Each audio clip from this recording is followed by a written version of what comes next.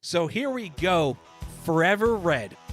I would say if you have not seen this episode, I'm guessing 95% of the people that are listening to this have seen this episode. But for some chance, if you have not seen this episode, do yourself a favor and find it. Find it on YouTube. Find it on Netflix. It is exactly what I said it was. It is a continuation of Mighty Morphin with the new generation of Rangers. It's 10 Red Rangers, all brought together by Tommy to battle the generals of the Machine Empire, who's the villains from Zeo, because they're resurrecting Lord Zed, villain from Mighty Morphin, his Zord Serpentina. The fact that is awesome, and the fact that they can get 10 Rangers to sign on is amazing. And if I'm correct, that was in Wild Force? Correct. You are right. I apologize if I didn't say that. It is season 10. It's in the season Wild Force, yeah. Yes. Power Rangers Wild Force. The episode is called Forever Red. The only Red Ranger they didn't get, do you know, by chance, to sign up for that? The only Red Ranger they didn't get to sign up. Was it Rocky? You're right. It was Rocky, which is why the Red Alien Ranger is put in, because it wanted 10. Apparently, Rocky was moving, legitimately. I can't remember the actor's name. Was moving, and they lost touch with him. And he was going to morph into the Red Ninja Ranger. So the Ninja Ranger is the one from season 3 with like the mask covering like a ninja. Right. So he was supposed to be, the second Red Ranger in between Mighty Morphin and Zeo, but they lost touch with him, which is why they brought in the Red Alien Ranger to be the number 10. Great episode. I would have liked it to be a little bit longer. I think everybody wanted it to be longer than one episode. You don't have to watch any other episode in that entire season to get what's going on either. You don't have to watch a single one. You just watch Forever Red, and you're like, I get what's going on. Yep, you do. One thing which is weird, so this takes place 5 years after Turbo, and Tommy's shown owning, not running, owning a resort or a tiki at a resort, and his employees are Bulk and Skull. Yes, I remember that they were in that too. Yes. And I went, wow, those guys are still in this. Yeah. Okay. I mean, Bulk went into, oh boy, I think he went to a season after in space, so he was the longest running tenured character continuously, because he was into, I want to say, season 6, but so Tommy was doing good. Remember, in Turbo, season 5, he was leaving, he had just graduated high school, was going to MIT for college. 5 years later, he has his own business. Which makes sense if you're smart enough to go to MIT, that probably graduate in 4 years and then own your own Or business. mom and dad had money. Interesting. Maybe, but more likely that he graduated from MIT and was able to do anything he wanted. So it's interesting because this is the first time you're seeing Tommy outside of being the normal everyday Power Ranger. They still keeping tabs on things. He's like semi-retired. It's kind of like an athlete. Like, I'm retired, but I still watch every Sunday. I still watch, and I could still go. If you need me, call me. You're right. I can't give you a full season, but I can give you a push to the playoffs.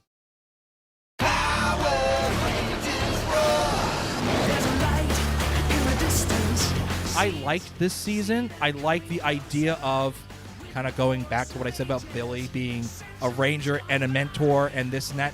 That was what Tommy was in this season. Tommy did earn a degree. He got a PhD from MIT in paleontology. I can never say Paleontology. There we go. He studied dinosaurs. That's what I wanted to do as a kid, but I work in human resources now. Go me. He gets Connor, Ethan, and Kira to be the new Dino Thunder Rangers, and no Pink Ranger. And that's led to a lot of fan fiction that maybe one of his boos had the powers to be a Pink Ranger, and they just never saw it. There's some interesting fan theories about that, some fan fiction about that. I think it's pretty cool. That's an interesting theory, yeah. So, and there's another one. Trent becomes the White Dino Thunder Ranger. Tommy becomes the Black Dino Thunder Ranger because he's every color known to man. Why not give him a new color? Black and gold. Why not? It's a great color combo. I read the options were kind of limited because they didn't want him to be the leader again, like in the script. They didn't want him to be the leader. The White Ranger was bad in Dino Thunder, so they didn't want him to be the bad guy again. Anti-hero kind of thing. Yeah, he already did that, and it also made sense for him to be the voice of reason for the bad Ranger. To like, listen, I get it, I understand. So it was a cool colored Ranger, just a black and gold like Dan said, was awesome. He had a Brontosaurus Zord. I liked it. Oh, I'm sorry. Did I pronounce that wrong? You said Brontosaurus. It's Brontosaurus. I liked it because it reminded me of Titanus. There was a lot of callbacks to Mighty Morphin, and this was also the first season that had dinosaurs since season, well, I guess 2 for me.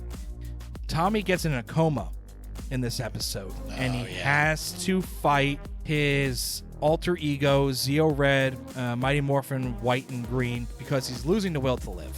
And I'm not ready to watch that yet.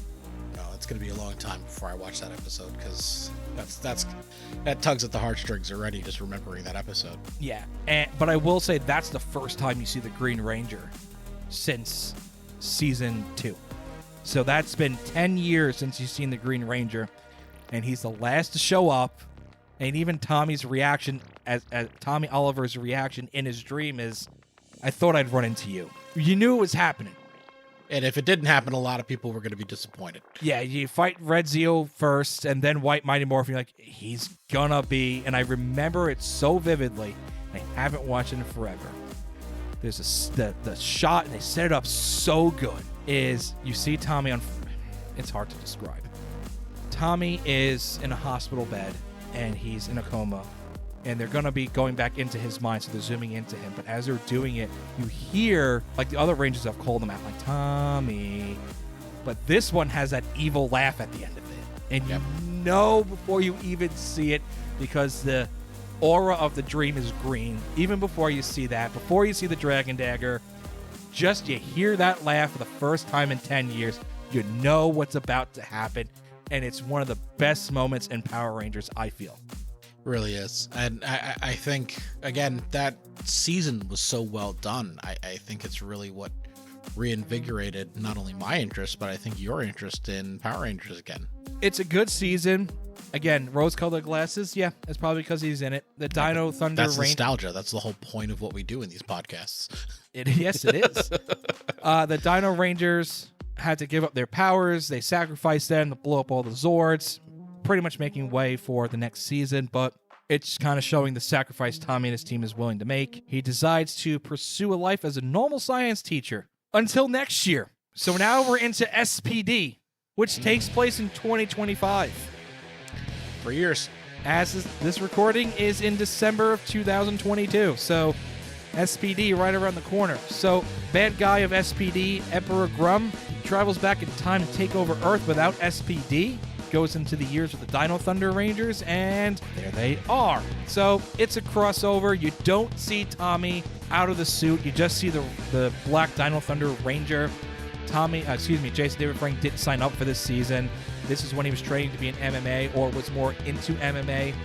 So he had prior obligations. I don't think there was any bad blood from what I read, because this is during the Disney-owned era. You don't really see Tommy, but the character is there. Is Tommy, yeah. Is Tommy. And there's an interesting, and I'm going to go over this at the end, because I don't want to give anything away. There is a spoiler for a comic later in this episode, even though we're kind of winding down. There's only 2 more appearances for Tommy. 2 episodes in 2 seasons. SPD Red Ranger Jack says that Tommy's services as a Power Ranger are well known in the future. Soul of the Dragon comic. I will get to that at the end. Have you read that, by the way? No, not yet. No, you're gonna have to borrow mine, because it is fantastic. We go a long while without seeing Tommy again. So next time we see him is, Super Megaforce. Yeah. Oh boy. Megaforce. Interesting concept. Not well executed. Not at all. And that was when we got back into it. And when I say back into it, kind of like just reading about it and looking to see what's going on. Watching the highlight episodes kind of thing. Yeah, waiting for this episode to happen. Yes. The legendary battle. Yes. So well done in Japan. Not so well done here in the U.S. It wasn't, but you get to see Tommy. Comes out, he saves a kid from a car, he's got Saba in his hand, which is, again, now you're going, well, where does that come from? Because, again, they're supposed to be gone, these powers. It's Power Rangers. Don't ask questions. Exactly. So the legendary team, the legendary battle with every single Ranger happens. There's maybe a dozen or so Rangers that appear helmetless. Tommy, as the Green Ranger, is the leader of the army of old Rangers, the legendary Rangers. They go to battle. It's average. It's a quick cameo, and I think actually my research had me to believe that there was a lot of bad tastes in mouths from the people that were asked to go to it, and they didn't want to. They said they would have made more money going to work that day with their normal 9-to-5s than if they actually went and did this. No. That is also why Tommy had the popularity, because he didn't do it for the money. Maybe he did. I don't know. But when you're hearing some people say, I don't want to go because of the money, he went regardless of the money because he was going to keep his name in the modern times Power Rangers. So when his toys came out, the new kids wanted to get, I know who the Green Ranger is. Yeah. I don't know who Tommy is. I know who the original Green Ranger is. I don't know who the Green whatever random year is, but I know that one. I felt disappointed with this, but I got to see Tommy. Right. The most badass thing I think Tommy has ever done. He does, and you're saying yes because you know what's about to be said. I know what it is. It's the coolest thing ever.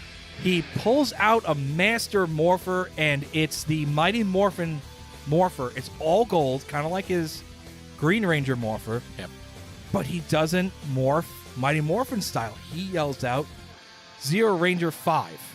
And he morphs with a Zeo Ranger power coin.